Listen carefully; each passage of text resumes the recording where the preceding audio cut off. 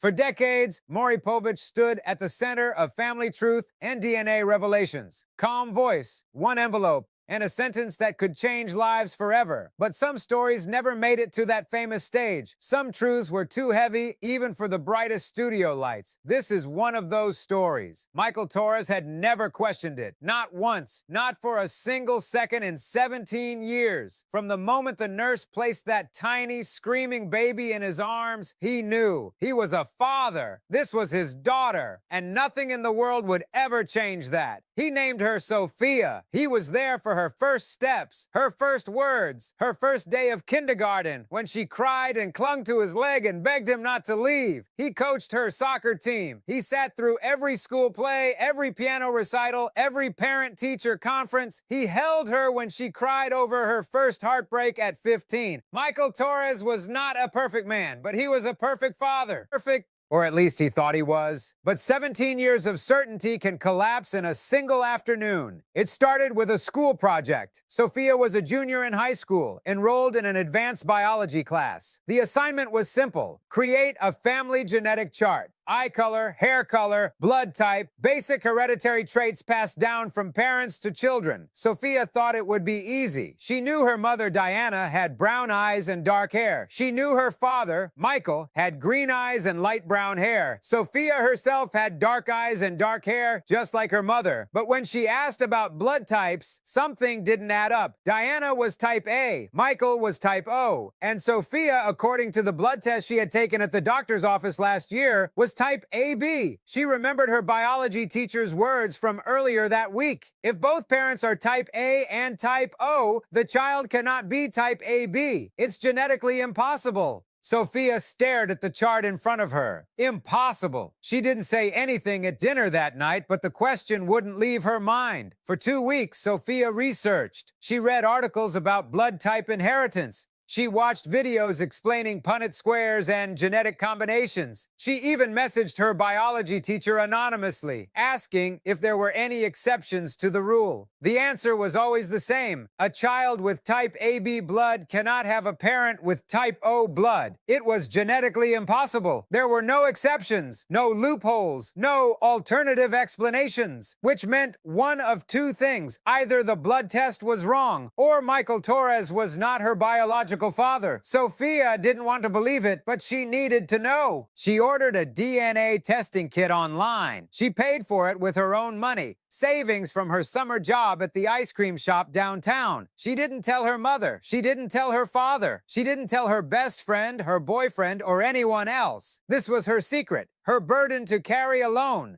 3 weeks later, the results arrived. Sofia sat alone in her bedroom, holding the envelope in her trembling hands. She had rehearsed this moment 100 times. She had told herself she was ready for any answer. But when she opened the envelope and read the results, she realized she wasn't ready at all. Michael Torres, 0% probability of paternity. The man who raised her, the man who loved her, the man she called Dad for 17 years. He wasn't her father. Sofia didn't leave her room for 3 days. She told her parents she was sick, a stomach bug, the flu. She couldn't face them. She couldn't look at her father without seeing those words burned into her memory. 0%. How was that possible? How could 17 years of memories, 17 years of love, 17 years of bedtime stories and birthday candles and "I love you, Dad," how could all of that mean nothing? But it did mean something. It meant everything. And that was the problem. On the 4th day, Sofia made a decision. She wasn't going to tell them. She would bury this secret the same way someone had buried it 17 years ago. She would pretend the test never happened. She would go back to her normal life, finish high school, go to college, and never speak of this again. Michael was her father. DNA didn't change that. That was the plan. But plans have a way of falling apart. 2 months later, Diana found the envelope. Sofia had hidden it in her closet, stuffed inside an old shoebox behind her winter clothes. She thought it was safe there. She thought no one would ever look. But Diana was cleaning out Sofia's room while she was at school, donating old clothes to charity. And when she pulled out the shoebox, the envelope fell to the floor. Diana picked it up. She read the name of the laboratory on the corner, and her heart stopped. That night, Diana sat alone in the kitchen, waiting. Michael came home at 6:30, just like he always did. He kissed his wife on the cheek. He asked about her day. He poured himself a glass of water and sat down at the table. He didn't notice the envelope. Not at first, but when Diana slid it across the table toward him, he saw the laboratory logo. He saw his name printed on the front, and something inside him went cold. "What is this?" he asked. Diana's voice was barely a whisper. "Sofia took a DNA test." Michael stared at the envelope. He didn't open it. He didn't move. He just sat there, frozen, like a man who already knew what was inside. "Why would she do that?" he asked. "Blood types," Diana said. "For a school project. The numbers didn't match." Michael's jaw tightened. "And?" Diana pushed the envelope closer. "Open it!" Michael Torres opened the envelope at 6:47 p.m. on a Tuesday evening. By 6:48, his entire world had collapsed. He read the results 3 times. 0% probability of paternity. He read it again. 0%. The paper trembled in his hands. His vision blurred. 17 years of memories flashed through his mind. Sofia's first smile, her first word, Dada. The way she used to fall asleep on his chest when she was a baby. All of it built on a lie. He looked at Diana. Who? The word came out broken, jagged, like glass scraping against stone. Diana was crying now. Tears streamed down her face, but she didn't look away. "It was before we were married," she whispered. "Before we were even serious. I didn't think..." "Who?" Diana closed her eyes. "His name was Christopher Vance. We worked together at the marketing firm. It was one time, one mistake. And then I found out I was pregnant, and I was so scared, and you had just proposed, and I didn't know what to do. So you let me believe she was mine." It wasn't a question. Diana nodded. "For 17 years. Another nod. Michael stood up from the table. His chair scraped against the floor. He walked to the window and stared out at the backyard. The swing set he had built when Sofia was 5. The garden they had planted together last spring. "Does she know?" he asked. "She took the test. She knows you're not..." Diana couldn't finish the sentence. Michael turned around. "She's my daughter," he said. His voice was steady now, hard. "I don't care what that paper says. I don't care about blood or DNA or any of it. She is my daughter, and nothing is going to change that." But something had already changed. Sofia came home from school an hour later. She walked through the front door, dropped her backpack by the stairs, and froze. Her parents were sitting in the living room, together, silent. The envelope was on the coffee table between them. Sofia's stomach dropped. "You found it," she said. Diana nodded. "Sit down, sweetheart." Sofia didn't move. "I wasn't going to tell you," she said. Her voice was shaking. "I didn't want to hurt anyone. I needed to know for myself. And then I was going to forget about it and pretend it never happened." Michael stood up. He walked across the room slowly, deliberately, and stopped in front of his daughter. Sofia braced herself. She didn't know what to expect. Anger, betrayal, disappointment. But Michael just pulled her into his arms. "You are my daughter," he said. "You have been my daughter since the moment I first held you, and you will be my daughter until the day I die. Do you understand me?" Sofia was crying now.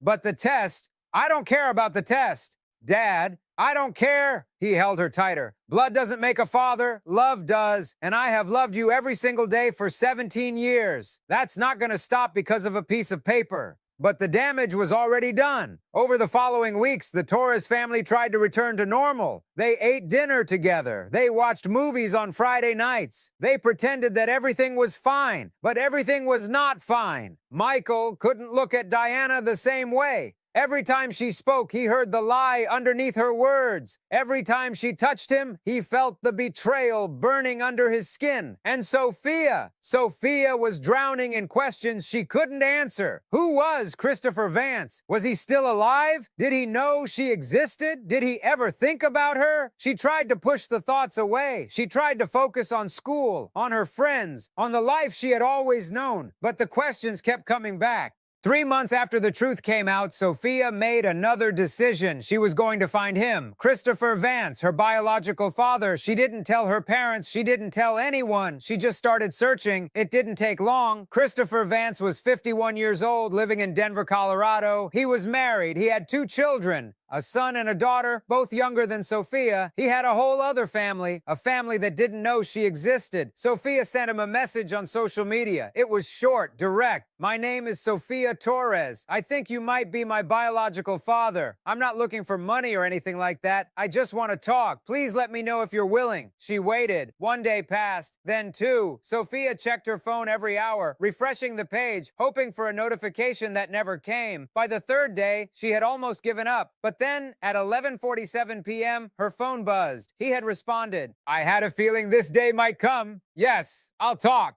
They met at a coffee shop in Denver 2 weeks later. Sofia flew out alone. She told her parents she was visiting a friend from summer camp. She hated lying to them, especially now, after everything. But she didn't know how else to do this. This was something she needed to face by herself. The flight was 3 hours long. Sofia spent every minute staring out the window, watching the clouds roll by, wondering if she was making the biggest mistake of her life. Christopher was already there when she arrived. He was sitting at a corner table, a cup of coffee cooling in front of him, his eyes fixed on the door. When Sofia walked in, he stood up immediately. His hands were shaking. He was tall with dark hair and dark eyes, the same dark eyes Sofia saw in the mirror every morning, the same jawline, the same nervous habit of rubbing the back of his neck when he didn't know what to say. For the first time in her life, Sofia understood where she came from. They sat across from each other in silence for a long moment. The coffee shop was busy, couples chatting, students typing on laptops, a barista calling out orders. But Sofia heard none of it. All she could hear was her own heartbeat pounding in her ears. Finally, Christopher spoke. "You look like your mother." Sofia's chest tightened. "Did you know?" she asked. "Did you know about me?" Christopher looked down at his coffee. "Diana called me when she found out she was pregnant. She told me there was a chance, but she also said she was getting married. She said she wanted to raise the baby with Michael. She asked me to stay away. And you agreed?" "I was 24 years old. I was scared. I didn't know how to be a father. And she seemed so certain that this was the right thing to do." Sofia felt the anger rising in her chest. "So you just walked away.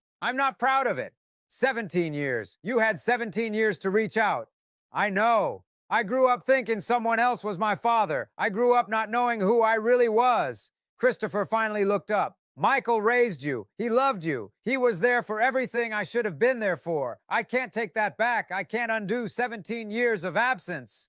"Then why did you agree to meet me?" Christopher reached across the table. "Because you deserve to know the truth. And because I'm sorry. I'm sorry I wasn't brave enough to fight for you. I'm sorry I let Diana make that choice for both of us. And I'm sorry you had to find out this way." Sofia flew home the next day. She didn't tell her parents about the meeting. Not yet. She needed time to process, time to understand what this meant for her identity, for her family, for her future. Michael was still her father. That hadn't changed. But now she had another piece of the puzzle, another truth she would have to learn to carry. 6 months later, Sofia graduated from high school. Michael sat in the front row, tears streaming down his face as his daughter walked across the stage. Diana sat beside him, her hand resting on his arm. They had survived, barely. The marriage was still fractured, still healing, still uncertain, but they were trying. And Sofia had found a way to hold both truths at once. Michael was the father who raised her. Christopher was the father who gave her life. Both were part of her story. After the ceremony, Michael pulled Sofia aside. "I'm proud of you," he said. "More proud than you'll ever know." Sofia hugged him. "Thank you," she whispered, "for everything, for never giving up on me." Michael held her tight. "You're my daughter," he said. "DNA doesn't change that. Nothing ever will. Some truths are too heavy to carry alone.